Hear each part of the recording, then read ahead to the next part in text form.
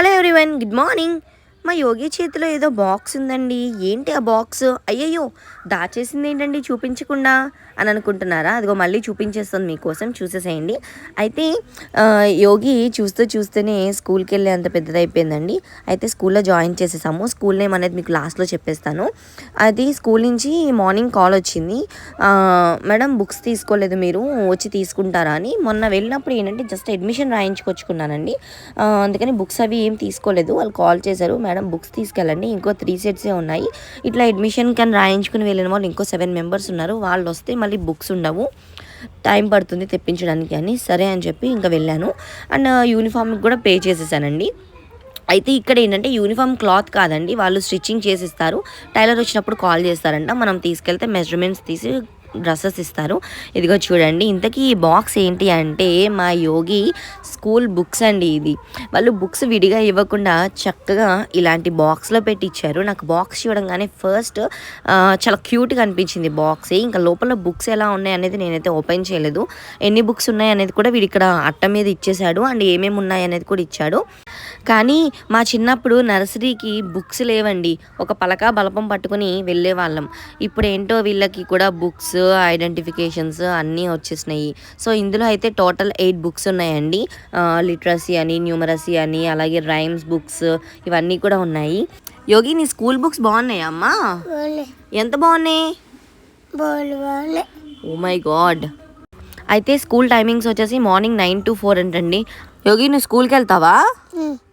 మరి నేను నన్ను కూడా స్కూల్కి వచ్చేయమంటుందండి. కానీ మళ్ళీ ఎవరు చదువుతారండి ఫస్ట్ నుంచి? నేనైతే వాళ్ళకి చెప్పానండి. సో నేను ఈవినింగ్ 4 వరకు ఉంచానండి, జస్ట్ 12:30 వరకు ఉంచుతాను, మధ్యాహ్నం తీసుకెళ్ళిపోతాను అని. అయితే అదేంటి మేడం మధ్యాహ్నం పూట క్లాసెస్ ఏమి ఉండవు, వాళ్ళకి జస్ట్ స్లీపింగ్ ఉంటుంది అని. సో పర్లేదు, నేను 12:30కి తీసుకెళ్తానని వాళ్ళకి చెప్పాను. మా యోగి అయితే బుక్స్ వచ్చేసినాయి కదా, ఇక చూడండి సంతోషం ఇలానే ఉంటుంది. ఆ బుక్స్ కొంచెం క్లాసెస్ పెరిగే కొద్దీ, చదువుతున్న కొద్దీ తెలుస్తుంది వాళ్ళకి ఎంత మెంటల్ టార్చర్ ఉంటుంది అనేది. సో మోస్ట్లీ ఇదిగోండి, ఇంకా రండి బుక్స్ చూసేద్దాం.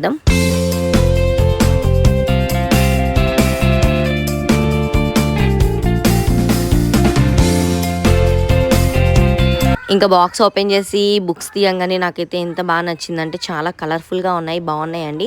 అండ్ పైన షీట్ ఏదైతే ఉందో అది కూడా చాలా మందంగా ఉందండి. పేపర్స్ కూడా చాలా గట్టిగా ఉన్నాయి. అంటే ఇదివరకు ఇలా అనగానే చిరిగిపోతూ ఉంటాయి కదా, సో ఇవైతే అట్లా లేవండి, చాలా మందంగా ఉన్నాయి, చాలా బాగున్నాయి. అండ్ ఇక్కడ ఏంటంటే 3 subjects part A part B కింద 6 బుక్స్ ఉన్నాయండి.